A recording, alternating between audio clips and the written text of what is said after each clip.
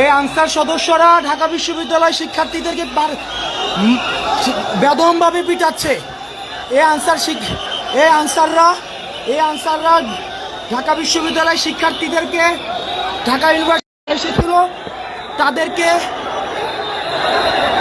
ঢাকা ইউনিভার্সিটির শিক্ষার্থীরা, এখানে ঢাবির অনেক শিক্ষার্থী এসেছিল, তাদেরকে অস্ত্র নিয়ে হামলা করেছে। আমাদেরকে সকাল থেকে ঘিরে রেখেছে, আমাদেরকে আবদ্ধ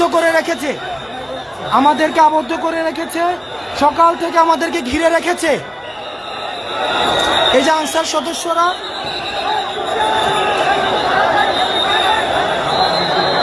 আমাদের বিশ্ববিদ্যালয়ের অনেক ছাত্র আহত হয়েছে।